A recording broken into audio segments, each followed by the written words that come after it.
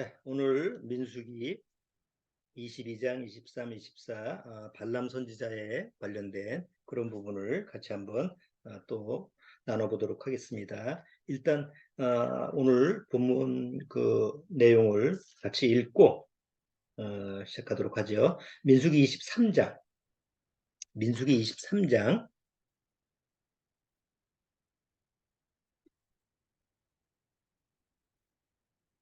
자, 민수기 23장 1절부터 10절까지 같이 한번 천천히 읽어보도록 하겠습니다. 민수기 23장. 그래서 제가 전에 얘기한 것처럼 22장, 23, 24장은 여러분들이 반복해서 읽어보시는 것이 도움이 됩니다. 이 내용이 그렇게 간단한 쉬운 얘기가 아니기 때문에 일단 여러분들이 반복해서 읽고 말씀을 듣고 그러면 많이 도움이 될 것 같습니다. 자, 23장 1절서부터 10절까지 같이 천천히 한번 읽어보겠습니다. 발람이 발락에게 이르되 나를 위하여 여기 7단을 쌓고 거기 수송아지 7과 수양 7을 준비하소서 하며 발락이 발람의 말대로 준비한 후에 발락과 발람이 매 단에 수송아지 하나와 수양 하나를 드리니라. 발람이 발락에게 이르되 당신의 번제물 곁에 서소서.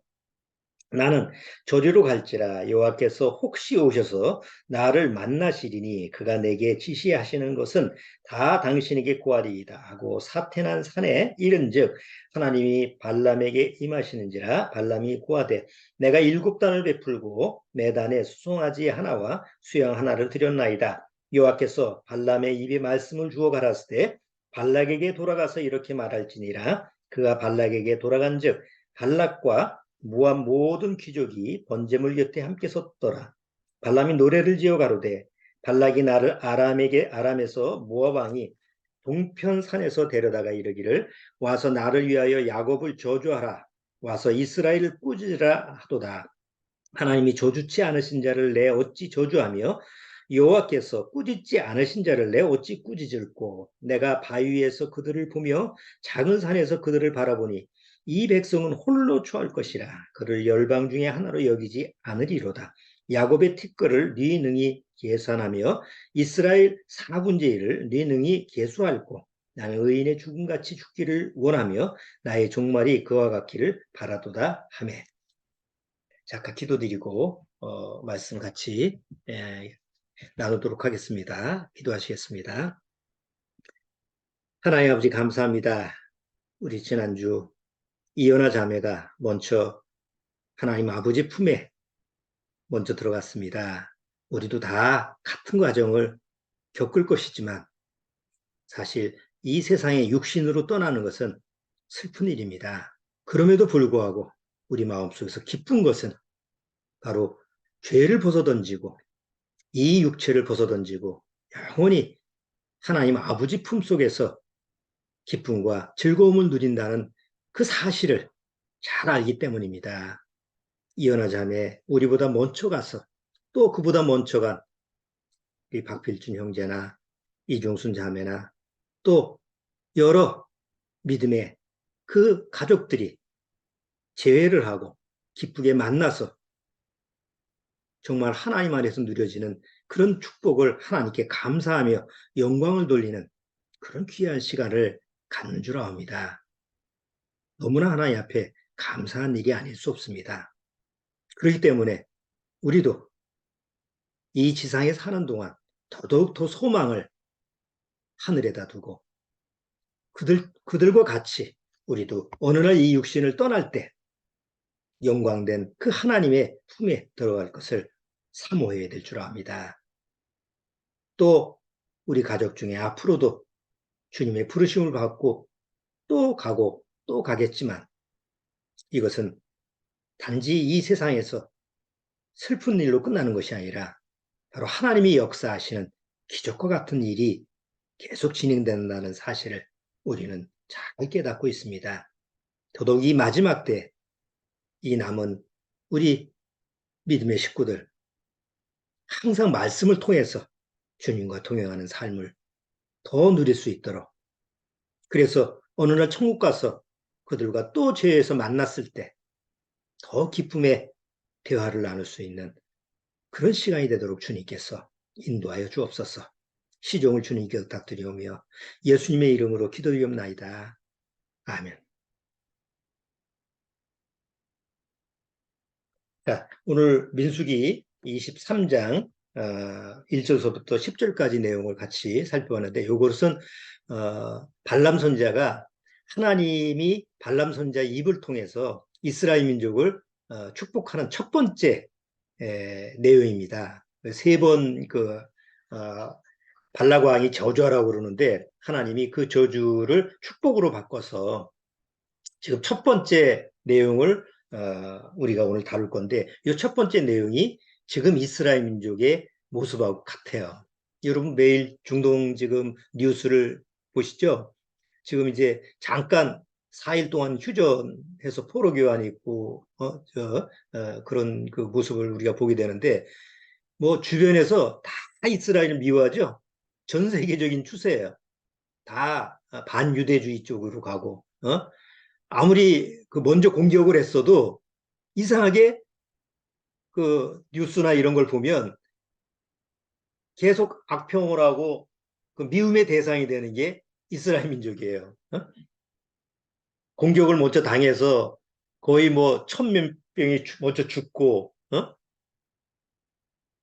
그렇게 피해를 당했으면서도 불구하고 지금 되어지는 과정을 보면 너무하다. 그렇게 피해를 봤음에도 불구하고 너무한 거 아니냐 하면서 여러 가지 그냥 비판적인 요소를 하는 그런 세계가 지금 이스라엘 민족에 대해서는 똘똘 뭉쳐서 대적을 하는 그런 모습을 보면 아주 특별한 이상한 나라네. 그렇죠? 전 세계에서 유독 자기만 잘났다고 하는 것 같고, 뭐 옆에서 뭐 누가 뭐라고 그래도 지금 이스라엘 에서는 눈 하나 깜짝 안 하죠. 종전해라 아니면 평화해라, 좀 협상을 해라 뭐 이렇게 해도 눈 하나 깜짝 안 하고 우리는 우리대로 공격한다. 뭐 휴전을 했으니까 좀 이대로 진행해라. 우리는 아니다. 4일 동안만 딱 휴전하고 그 다음에는 계속 공격을 해서 앞으로 2달은 더 전쟁을 해야 된다. 이건 뭐 누가 뜯어 말릴 수가 없어요. 근데 왜 이런 모습을 취하느냐? 오늘 첫 번째 발람 선자를 통해서 하나님이 이스라엘을 어떻게 보느냐? 이런 부분을 우리가 보면 잘 이해할 수 있어요. 뉴스를 보면서도 이스라엘 민족은 다른 민족보다 특별한 게 아니고 하나님과의 관계 속에서 하나님이 딱 그 이스라엘 민족만 뽑아가지고 이렇게 딱 뽑아가지고 특별하게 하시는구나. 다 물론 하나님은 구원받은 백성들을 다 다스려요. 그렇지만 하나님의 역사 속에서는 뭐 미국, 뭐 영국, 특히 기독교 국가였던 미국, 영국, 뭐 이런 유럽의 기독교 국가를 하나님이 특별히 대우하고 이런 게 아니에요. 하나님 보시기엔 다 똑같아요. 그런데 이스라엘 민족만 그 수많은 나라들 중에서 이스라엘 민족만 딱 뽑아서 하나님이 택해서 얘는 내 거고 내 백성이니까 누가 건드리면 내가 가만 안 있을 거야. 이렇게 해서 오히려 하나님이 이스라엘 백성을 책임지는 이런 모습을 지금까지 역사를 통해서 보여줬고 지금 우리가 뉴스에서 매일 보는 그런 뉴스의 현장의 모습이에요. 자, 오늘 발람 선자가 이스라엘을 축복하는 그런 모습의 내용을 보기 전에 먼저 하나 우리가 좀 짚고 넘어가야 될 게 있어요. 지금 민수기 22장, 23장, 24장의 내용은 이스라엘 민족 누구도 사실은 알지 못했던 내용이에요. 우리 좀 전에 그 모세가 이스라엘 민족을 어디까지 이제 데려와요? 요단강 건너편까지 데려왔어요. 그러니까 40년 광야 생활을 마쳤어요.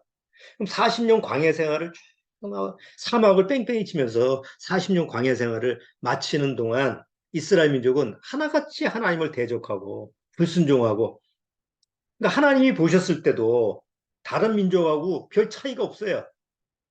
똑같이 악행을 하고 뭐 차라리 하나님을 안 믿는 그런 사람들보다 더 형편없는 모습을 보여주는 게 이스라엘 민족이었어요. 우리 방금 전에 우리 21장 그 전에도 무슨 사건이 있어요? 또 하나님 앞에서 뭐 길이 험하다 뭐 이렇게 악평을 해가지고 하나님이 불뱀을 보내죠. 불뱀을 보내서 결국 뱀한테 물려서 죽고, 그리고 하나님이 장대에 노뱀을 만들어서 쳐다보면 산다, 이런 부분에 대한 그 내용을 우리가 봤잖아요.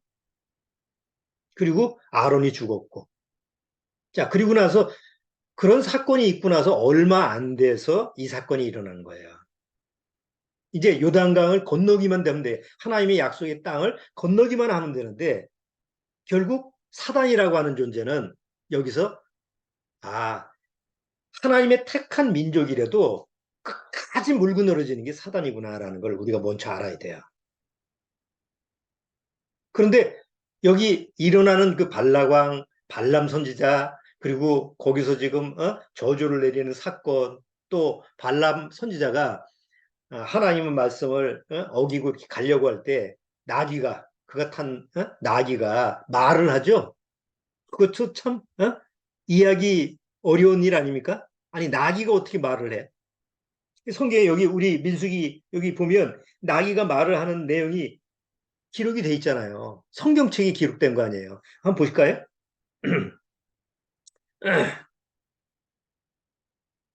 민수기 22장을 한번 보세요. 민수기 22장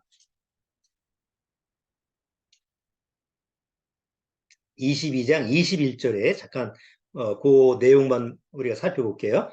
발람이 아침에 일어나서 자기 나귀에 안장을 지우고 모압 귀족들과 함께 행하니 그가 행함을 인하여 하나님이 진노하심으로 여호와의 사자가 그를 막으려고 길에 서니라. 발람은 자기 나귀를 타고 그 두 종은 그와 함께 있더니 나귀가 여호와의 사자가 칼을 빼어 손에 들고 길에 선 것을 보고 길에서 떠나 밭으로 들어간지라. 아니, 하나님의 사자가 있는데 발람은 못 봐요. 오히려 그가 탄 나귀가 봐요. 그래서 피해간 거예요. 밭으로 들어간지라. 발람이 나귀를 길로 돌이키려고 채찍질하니 여호와의 사자는 포도원 사이 좁은 길에 섰고 좌우에는 담이 있더라. 나귀가 여호와의 사자를 보고 몸을 담에 대고 발람의 발을 그 담에 비비어 상하게 하며 발람이 다시 채찍질하니 여호와의 사자가 더 나아가서 좌우로 피할 데 없는 좁은 곳에 선지라. 나귀가 여호와의 사자를 보고 발람의 밑에 엎드리니 발람이 노하여 자기 지팡이로 나귀를 때리는지라. 여호와께서 나귀 입을 여시니 발람에게 이르되 내가 네게 무엇을 하였기에 나를 이같이 세 번을 때리느냐. 발람이 나귀에게 말하되 내가 나를 거역하는 연곤이 내 손에 칼이 있었다면 곧 너를 죽였으리라. 나귀가 발람에게 이르되 나는 내가 오늘까지 내 일생에 타는 나귀가 아니냐. 내가 언제든지 네게 이같이 하는 행습이 있더냐. 가로되 없었느니라. 때에 여호와께서 발람의 눈을 밝히심에 여호와의 사자가 손에 칼을 빼어들고 길에 선 것을 보고 머리를 숙이고 엎드리니 여호와의 사자가 그에게 이르되 너는 어찌하여 네 나귀를 이같이 세 번 때렸느냐. 보라, 내 길이 내 앞에 패역함으로 내가 너를 막으려고 나왔더니 나귀가 나를 보고 이같이 세 번을 돌이켜 내 앞에서 피하였느니라. 나귀가 만일 돌이켜 나를 피하지 아니하였다면 내가 벌써 너를 죽이고 나귀는 살렸으리라. 발람이 여호와의 사자에게 말씀하되 내가 범죄하였나이다. 당신이 나를 막으려고 길에 서신 줄을 내가 알지 못하나이다. 당신이 이를 기뻐하지 아니하시면 나는 돌아가겠나이다. 여호와의 사자가 발람에게 이르되 그 사람들과 함께 가라. 내가 내게 이르는 말만 말할지니라. 발람이 발락의 귀족들과 함께 가니라. 이건 무슨 동화책 이야기예요. 그렇죠? 이솝 동화에 나오는 그 사람을 동물로 이렇게 풍자해서 그런 내용이에요. 과연 이것을 어떻게 받아들여야 되죠? 그냥, 그냥 성경 믿어. 하나님 말씀이니까 믿어. 그렇게 믿어집니까?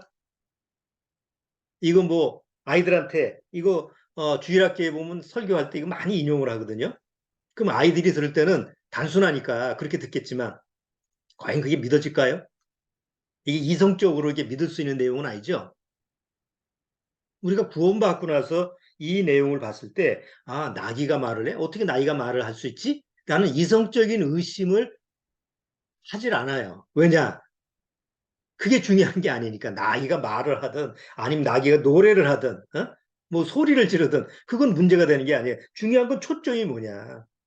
하나님이 무엇을 지금 말씀하고자 하느냐. 여기에 초점을 두고 있기 때문에 뭐 여기에 그렇게 어? 뭐 나귀가 말을 했다 안 했다 이런 거에 초점을 맞추지 않는데 이거 믿어지지 않는 사람 입장에서는 여기에 꽂히는 거예요. 아무리 생각해도 안 믿어지거든요. 근데 신기하게도 구원받은 사람은 굳이 이 내용을 믿느냐 안 믿느냐 이런 데에 시간을 허비하지 않아요. 뭐 그렇든 저렇든 하나님이 하시는 거니까 놔두고 믿으려고 애쓰는 게 아니에요. 다만 이런 내용 속에서 하나님이 굳이 나귀한테 입을 열어서 말을 하게 하는 그 하나님의 의도가 뭘까? 거기에 이제 초점을 맞추게 되니까 아, 하나님이 이런 의도를 가지고 계시니까 나귀한테도 말을 하겠구나. 그거를 이제 깨달아지는 거죠. 자, 어쨌든 간에 이 일련의 이 사건들이 이스라엘 민족을 전혀 몰라요. 그럼 누구도 몰랐을까요? 이 민수기를 기록한 사람이 누구죠? 이 민수기를 기록한 저자가 모세입니다. 모세오경, 창세기, 출애굽기, 레위기, 민수기, 신명기 이 모세오경을 기록한 기록자가 모세예요. 근데 모세는 지금 이 내용을 알 수가 없어요. 이 내용을 아는 사람은 발락왕, 그 다음에 발람 선지자, 특히 이 예언의 말씀, 이런 부분을 사실적으로 아는 사람은 발람 선지자뿐이에요. 그럼 발람 선지자가 모세를 만난 적이 있나요? 없어요. 그럼 발람이 뭘 글을 남겼나요? 그런 적이 없어요. 그런 사이도 없었어요. 왜냐하면 그 다음 보면 이 사건 이후에 바로 죽임을 당하니까. 그러면 이 내용은 어떻게 알 수 있었죠? 이 상세한 내용을 어떻게 알고 누가 여기다가 기록을 해놨을까요? 우리가 성경을 볼 때 이런 부분에 대해서 한번 이건 꼭 짚고 넘어가야 돼요. 자, 이거보다 먼 그 전에 한번 사건 얘기해 보죠. 창세기 1장 처음에 창세기 1장 1절 태초에 하나님이 이 세상을 창조하셨죠? 누가 봤어요? 첫째 날 뭘 창조하고 둘째 날 마지막 일곱째 날까지 창조하고 또 에덴 동산의 아담과 하와의 사건 그 과연 누가 본 사람이 있어요? 기록자가 어디 있어요? 그 서기관, 이 성경을 기록한 사람들이 서기관이잖아요. 그때 어떤 서기관이 있었기에 이 사실을 기록할 수 있었죠? 본 적도 없고 들은 적도 없는 내용을. 그렇잖아요? 그런데 그것을 상세하게 기록을 해요. 왜? 하나님께 받아 말한 것이기 때문에 그래요. 성경에서는 뭐 하나님의 말씀이 뭐라 그래? 하나님의 말씀을 받아서 말았다. 한번 보시죠. 베드로 후서 1장. 여기 손잡고 여기 민수기 여기 손 꼽아놓고 베드로 후서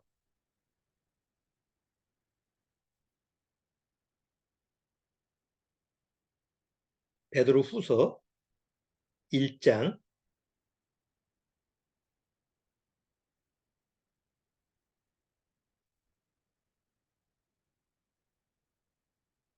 베드로 후서 1장 21절 보세요. 20절 21절 베드로 후서 1장 20절 21절 다 찾으셨으면 같이 한번 읽어보죠. 먼저 알 것은 제일 먼저 알아야 될 게 뭐냐? 성경의 모든 예언은 사사로이 풀 것이 아니니 예언은 언제든지 사람의 뜻으로 낸 것이 아니요 오직 성령의 감동하심을 입은 사람들. 성령의 감동하심을 사람들 구약 모세우경을 쓴 사람은 모세예요. 그럼 모세는 이걸 어떻게 기록할 수 있죠? 창조의 사건을 어떻게 기록할 수 있어요? 바로 성령의 감동을 받아서 받아쓰기 한 거다 말이에요. 받아 말한 것이라는 게 받아쓰기 한 거죠. 그러면 이 발람 선지자 때 이 사건도 마찬가지예요. 왜 발람 선지자가 나귀를 타고 가는데 나귀가 하나님의 천사가 나타나는데 나귀는 보고 발람은 못 보고 자기 나귀가 가지 않고 거기서 자기 발을 상하게 하니까 회초리를 때리는 그런 장면을 세세하게 기록한 게 바로 누구냐?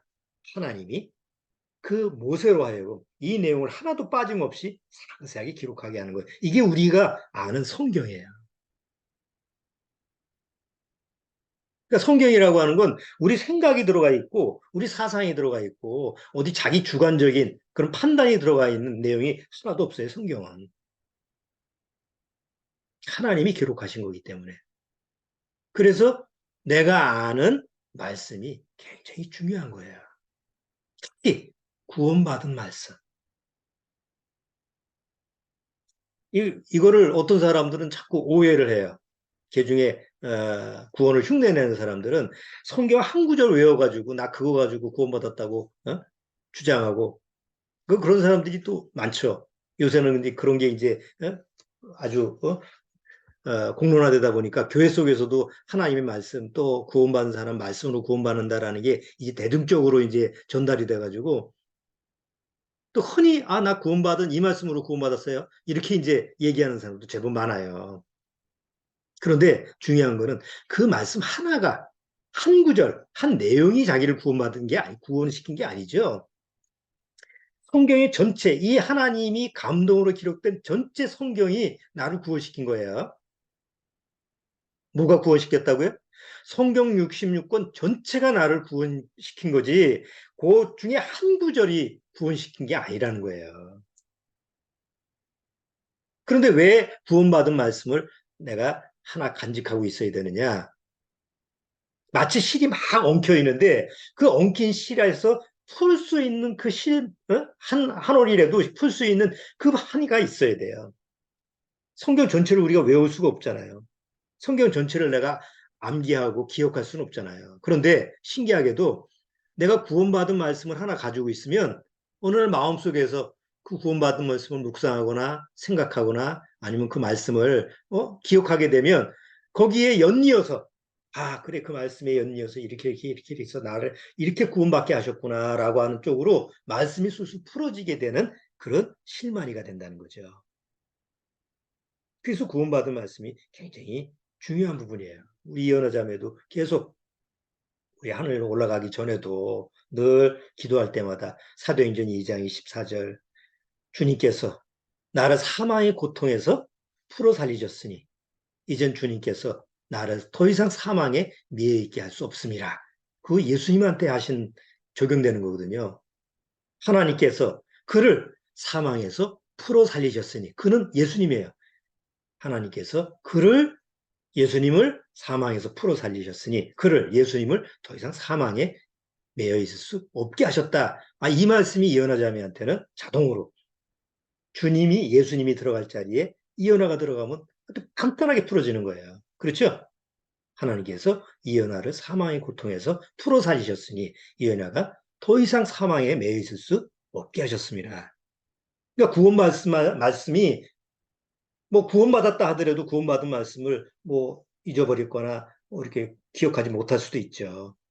그렇게 되면 성경을 뭐 어디에서 기억해야 될지 모르니까 우리가 자기 믿음에 대해서 뭐 확신을 하거나 믿음에 대한 증거에 대해서 우리가 스스로 확증을 할 때 어려움을 느끼기 때문에 구원받은 말씀을 꼭 가지고 있어야 된다. 꼭 외우고 기억하고 있어야 된다. 이렇게 매일 권면을 하는 거예요. 자, 여기 성경이라고 하는 것은 하나님의 기록이고 대신 하나님의 감동을 받은 사람들이 하나님이 택함을 받아서 대신 기록한 거기 때문에 성경 말씀 자체를 우리가 볼 때, 하나님은 모르시는 게 하나도 없으시는구나. 내 말 한마디도, 내가 은연중에 했던 한마디도 하나님께서 반드시 그 말에 대한 판단을 하신다는 것을 우리가 꼭 기억해야 돼요. 다만 그런 걸 생각하면 아이고 이 실수하고 맨날 헛소리하고 그러는데 그래서 예수님이 나한테 필요한 거예요. 그래서 예수님이 나의 중보자가 되고 나의 죄에 대해서 십자가에서 다 그 죄의 짐을 지으셨기 때문에 나는 그래도 그런 실수투성이고 이런 모습을 연약한 모습을 가지고 있다 하더라도 예수님한테 나를 맡기면서 마음에서 위로를 받는 거죠. 자, 오늘 민수기 23장에 발람이 축복하는 내용을 한번 보시죠. 민수기 23장 돌아와서 민수기 23장 5절 한번 보겠습니다.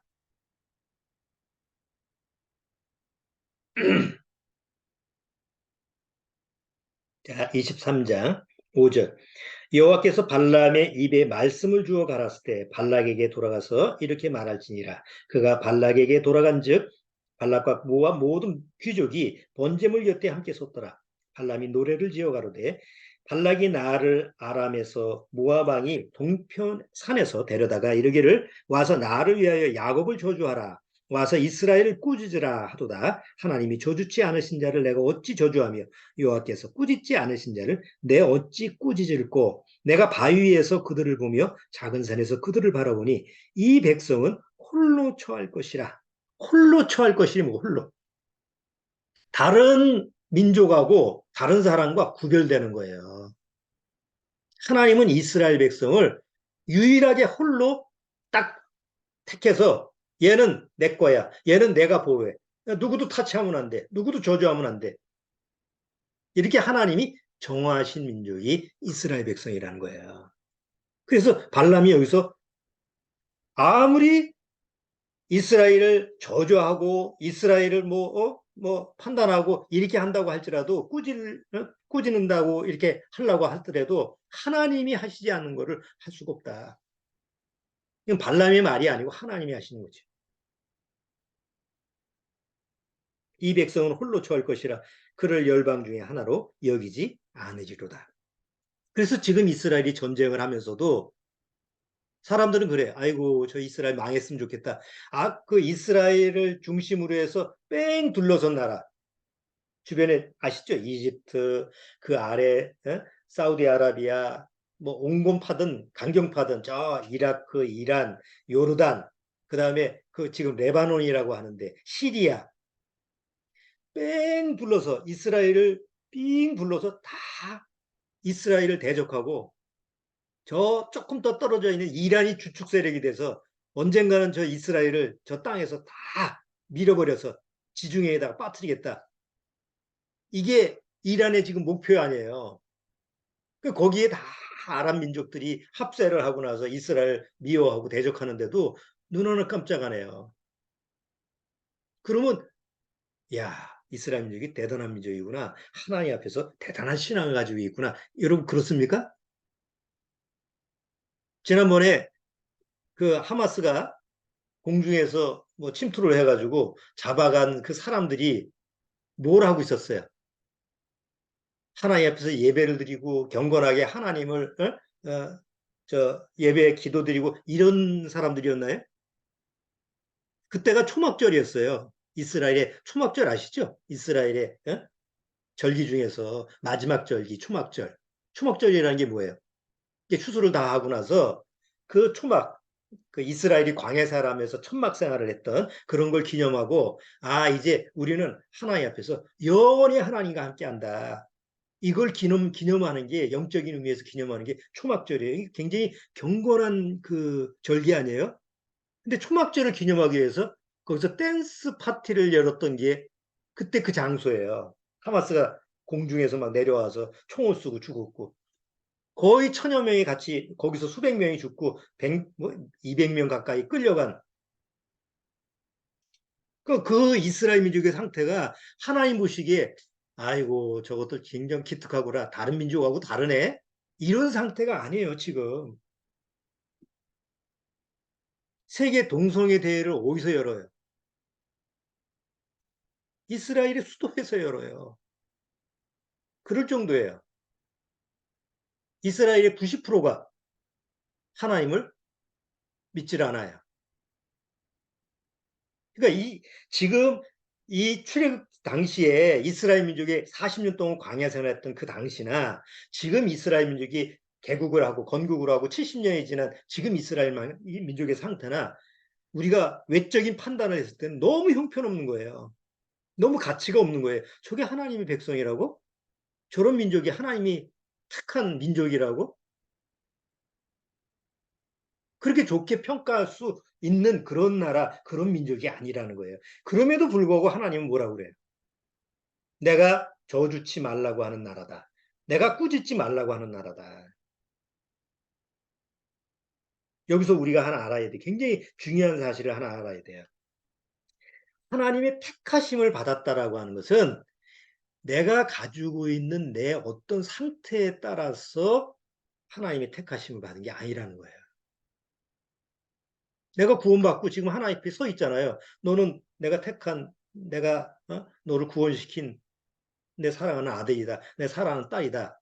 하나님이 나를 딱 택했을 때는 그리고 너는 내 이제 유업을 내 상속을 받을 내 자녀다. 이런 엄청난 지위를 받은 것은 하나님, 전적으로 하나님의 뜻이지 내 행위하고는 전혀 관계가 없다라는 거예요. 근데 보통 기독교 종교에서는 어떻게 가르치죠? 기독교 종교에서 보통 대다수 교회 나가는 사람들이 그 하나님 앞에서 이 사람은 하나님이 귀히 여기는 사람이야. 이 사람 좀 형편없는 사람이야. 라는 기준이 뭐예요? 그 사람의 행위잖아요. 목사나 장로나 뭐 아주 교회에서 아주 열심히 하는 집사 뭐 이런 권사 이런 사람들은 하나님이 귀하게 보시는 하나님이 택하신 아주 귀한 사람이야. 저 사람은 뭐 교회 나왔다 갔다 하고 뭐 맨날 보니까 심심하면 교회 오고 뭐 아니면 안 오고 이런 사람은 하나님이 별로 좋아하지 않은 사람이야. 우리 판단 기준이 그렇잖아요. 그 사람의 외모, 행위, 그 사람의 행동을 보고. 근데 하나님이 이스라엘 민족을 볼 때는 만약에 행위나 행동이나 그런 개념으로 본다고 한다면 이스라엘 민족은 이미 광야에서 다 죽었어야 되죠. 그렇죠? 몇 번이라도 거기서 다 멸해버려야 돼요. 우리 기억하시죠? 이스라엘 민족이 먹을 거 없다고 막 난리를 치고 애굽에 있을 때는 파, 부추, 마늘, 수박 별로 먹고 끄집어대면서 왜 하나님이 여기를 이끌어내서 우리를 기어서 죽게 하는가 막 이렇게 불평불만을 하니까 하나님 뭐라 그래요? 모세 보고 야 내가 저것들 다 광야에서 죽게 하고 새로운 민족을 너한테 줄게. 모세한테 얘기를 하죠. 하나님이 그러실 정도예요. 근데 모세가 오히려 하나님이 이끌어내가지고 하나님이 그러신다고 한다면 하나님의 영광이 어떻게 되겠습니까? 하나님의 이름이 어떻게 되겠습니까? 오히려 하나님을 믿지 않는 이방 민족들이 하나님의 이름을 욕되게 하지 않겠습니까? 우리 중재 기도를 하는 모습을 우리가 보게 되죠? 결국 거기서 물론 거기서는 하나님의 판단, 하나님이 보시는 관점에서 이스라엘 민족은 정말 형편없다, 무가차다라는 것을 보여주는 대목이지만 그럼에도 불구하고 하나님이 이스라엘 민족을 어떻게 해요? 여기서 홀로 처할 것이다. 다른 민족하고 동일하게 여기지 않게 할 거다. 왜? 내가 택한 민족이니까. 그럼 이것이 나한테는 얼마나 중요한 거예요. 구원받고 나서. 구원받은 나는 이미 내가 태어나기 전서부터 하나님이 나를 꼭 집어서 택해서 내가 구원받은 거예요. 태어나고 나서 내가 교회를 나가서 내가 직분도 받고 열심도 내고 또 장로도 되고 목사도 되고 이렇게 해서 하나님이 나를 귀하게 보는 게 아니에요. 이미 성경에서는 뭐라고 했어요? 나기도 전에 태어나기도 전에 하나님이 나를 택했다는 사실. 근데 행위하고 관계가 없는 거죠. 에베소서 1장 한번 볼까요? 에베소서 1장.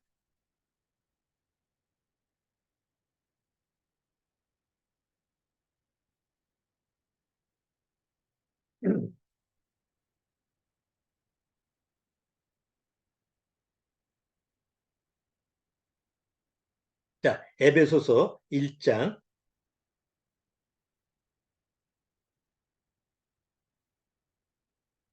자, 에베소서 1장을 보시면 1장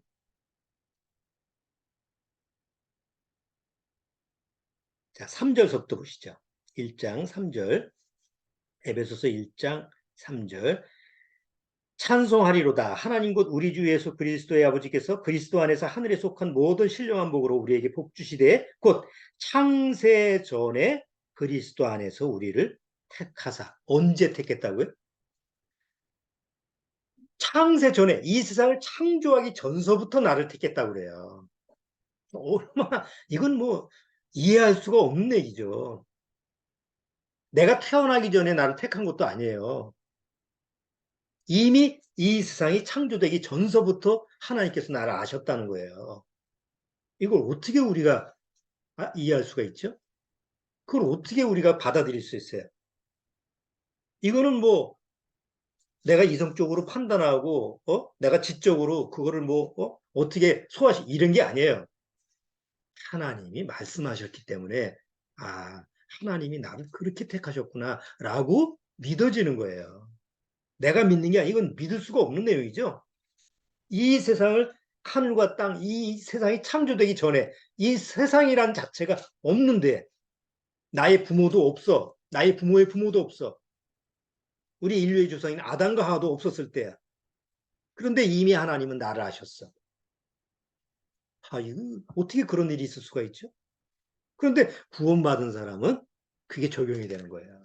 아, 비록 내가 구원받기 전까지 하나님을 모르고 우상을 섬기고 세상을 섬기고 하나님과 무관하게 그렇게 살았다 하더라도 이미 창세전에 나를 택하셨기 때문에 하나님이 나를 어느 날 구원시키고 하나님의 때에 구원시키고 하나님의 상속자, 자녀로 삼았다라는 사실.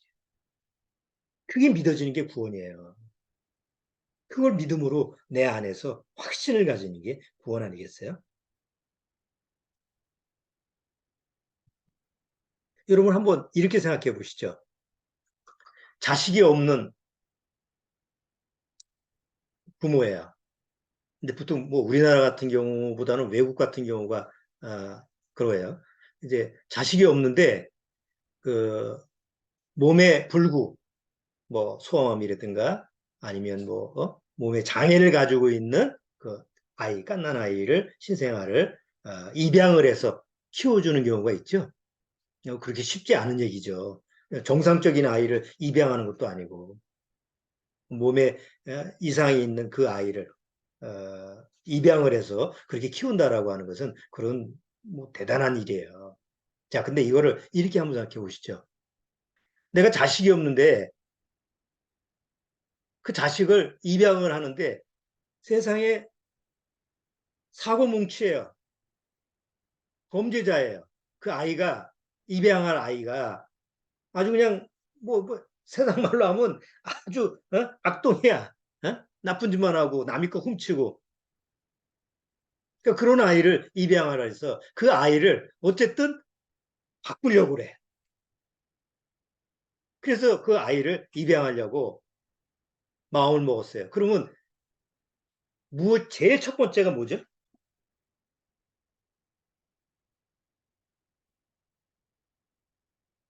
그 아이가 세상에서 사고를 쳐가지고 뭐 죄값을 치러야 돼. 뭐 그 죄에 대해서 뭐 변상도 해야 돼. 피해 보상도 해줘야 돼. 그러니까 죄만 저지르고 피해 보상을 해야 되는데 내가 그 아이를 입양하려고 그래. 너무 불쌍해서. 그러면 그 아이를 입양하려면 뭐서부터 처리를 해줘야 돼요? 그 아이를 그 아이가 책임져야 될 죄로서부터 건져야 되잖아요. 그리고 그 죄에 대한 대가를 대신 치러줘야 되잖아요. 정말 그 아이를 내가 입양하고 싶으면 그렇죠? 순서가. 그리고 나서 입양을 하고 나서 그 아이한테 이제는 너는 고아가 아니고 내 자녀니까 내가 아버지고 내가 어머니니까 너는 이제 새로운 삶을 살아야 된다.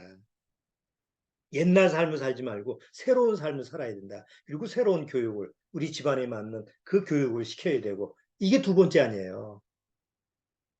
하나님 앞에서 우리가 똑같이 하나님 앞에 입양을 된 거죠. 우리가 태어나면서부터 다 누구의 자녀였어요? 사단의 자녀였고 죄의 종로로 타는 죄인이었어요. 하나님은 거룩한 분이에요. 거룩한 분은 죄인을 자기 자녀로 삼을 수 있어요, 없어요? 절대 못 삼아요. 성품상 불쌍해서 데려올 수가 없어요. 우리는 세상적으로도 불쌍함은 세상에서 데려오지만 죄의 세계 속에서는 가능하지만 하나님의 거룩한 세계 속에서는 불가능해요. 하나님이 아무리 내가 불쌍해도 거룩하신 하나님의 자녀가 되기 위해서는 나한테 뭘 부여를 해야 돼요? 죄의 성품을 없애고 거룩한 성품을 부여를 해서 거룩한 성품으로 만들어야만이 하나님의 자녀가 될 수 있는 거예요. 그래서 그렇게 하기 위해서 하나님이 보내신 분이 누구예요? 하나님의 아들 예수 그리스도 아닙니까? 그러니까 나를 위해서는 예수님 반드시 오셔야 돼요. 내가 그 거룩한 성품을 갖고 하나님의 거룩한 상속자, 거룩한 자녀가 되기 위해서 반드시 십자가에서 예수님은 죽으셔야 돼요. 그리고 십자가에서 죽고 끝나면 안 되고 내가 부활의 성품을 갖기 위해서는 예수님이 거기서 부활하셔야 돼요.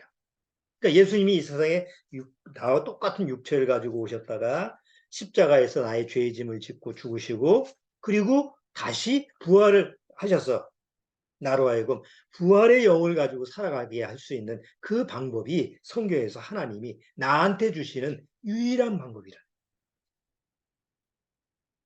근데 그대로 내가 하나님의 자녀가 된 거 아니에요. 그러니까 이거는 뭐 성경을 가지고 이해를 하고 공부를 해서 배워서 터득되는 것이 아니라 어느 날 하나님의 말씀으로 하나님 앞에 나갔을 때, 아, 난 사단의 자녀고 이렇게 살다가는 죄의 종으로 그 죄 속에서 파멸할 수밖에 없구나. 죄 속에서 망하겠구나. 라는 것을 어느 날 하나님께서 깨닫게 하시죠. 그럼 어떡하지? 근데 하나님이 내가 너를 콕 집어서 수많은 지금 한 70억 인구 중에서 너를 콕 집어서 내가 너를 택했다. 너는 이제 홀로 처할 거야. 너는 다른 사람하고 구별되게 내가 너를 이끌어갈 거야. 왜요? 아니, 내가 너를 사랑하니까. 난 다른 사람보다 잘한 게 없는데요. 난 다른 사람보다 뭐 하나님을 특별하게 더 위한 적 없는데 난 그걸 원하지 않아. 난 너를 사랑했고, 너를 창세전서부터 알았고, 너를 택했고, 이제 내 자녀로 삼을 거야.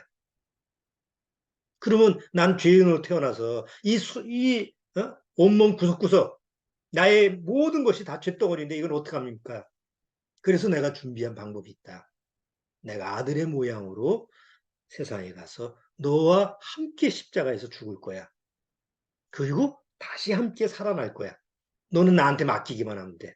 십자가에서 죽을 때 네가 나한테 너를 맡기면 너는 십자가에서 나와 함께 죽는 거야. 그리고 내가 살아날 때 너도 함께 살아나는 거야. 이게 복음이고 이게 하나님이 우리한테 주시는 메시지다. 그걸 내가 믿었기 때문에 구원이 아니고 어느 날 그것이 어떻게 된 거예요? 내 마음에서 심령에서 저절로 믿어지기는 거예요.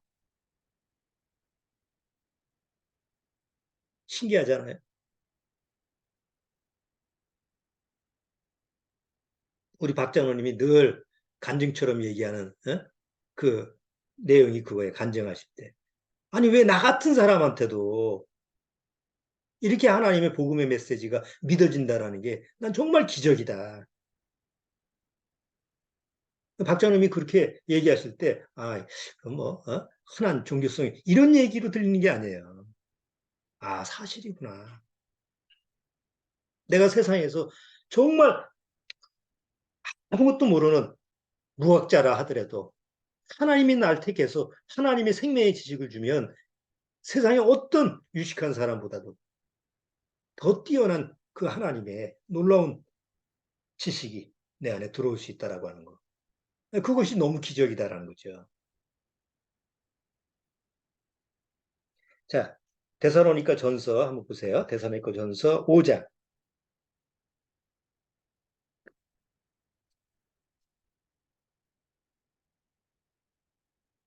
데살로니가 전서 5장.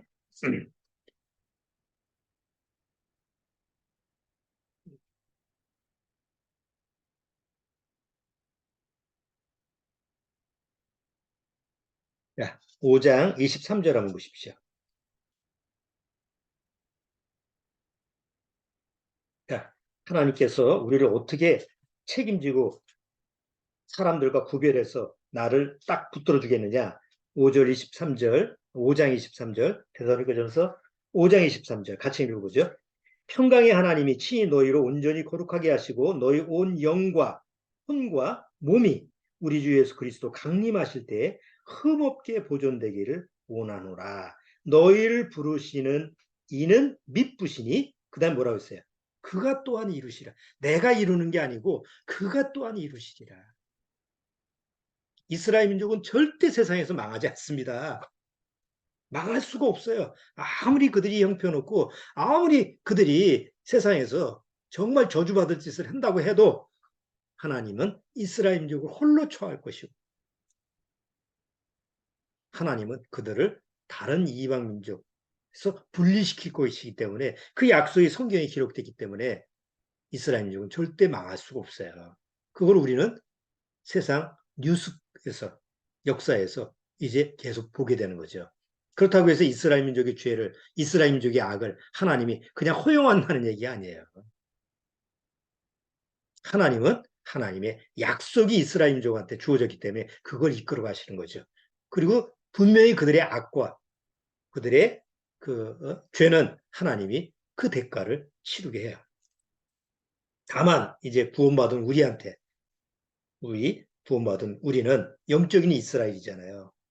이제는 하나님 앞에서 하나님의 자녀로서 이 발람이 첫 번째 축복했던 그 내용처럼 그 70억 인구 중에서 하나님이 나를 택하셨구나. 그리고 70억 인구 중에서 하나님이 나를 똑같이 이 사람 저 사람하고 나랑 똑같은 사람 이게 아니고 특별한 하나님의 거룩한 백성으로 딱 띄워놓으셨구나. 그래서 우리가 이 세상을 떠날 때 명칭이 뭐예요? 성도 아무개라고 쓰는 거예요. 성도. 뭐 직책이 뭐 목사라고 해서 목사 아무개. 그게 무슨 소용이 있어? 거기다가 목사를 왜 붙여? 성도라고 해야지. 거룩한 무리에 있는 사람. 하나님이 홀로 처하는, 홀로 택한 사람. 놀라운 축복이고 하나님 앞에서 놀라운 영광된 모습이에요. 자, 오늘 민수기 23장을 통해서 발람 선지자가 이스라엘 민족을 축복하는 첫 번째 내용을 한번 봤는데 다음 주에 두 번째 내용을 축복하는 하나님이 왜 이스라엘 민족을 이렇게 축복하시지? 이런 내용을 다시 한번 또 반복해서 두 번째 내용을 가지고 같이 교제를 나누도록 하겠습니다. 자, 오늘은 여기까지 하도록 하죠. 잠깐 기도드리고 마치겠습니다. 하나님 아버지 감사합니다. 정말 구원받고 나서 하나님이 우리를 택하심은 누구나 누릴 수 있는 또 맘만 먹으면 누구나 그렇게 될 수 있는 그런 일이 아닙니다. 오직 하나님만이 하실 수 있는 하나님의 능력의 구원이기 때문에 내가 구원받은 그 사실은 너무나 귀하고 이 세상 무엇과도 바꿀 수 없는 가장 가치 있는 그런 거룩한 하나님의 선물이 되는 줄 압니다. 다만 우리에게 중요한 것은 그렇게 하나님 앞에서 내가 받은 거룩한 선물을 내가 어떻게 여기느냐, 거기에 대한 나의 태도가 어떠냐, 이것이 중요한 일인 줄 압니다. 아무쪼록 우리가 이 세상을 살 때 하나님 앞에서 그 하나님이 주시는 거룩한 그 태도, 그 성품, 그 모습이 잘 말씀 안에서 유지가 될 수 있도록 주님께서 말씀으로 인도하여 주옵소서. 예수님의 이름으로 축원합나이다. 아멘. 자, 마치도록 하겠습니다.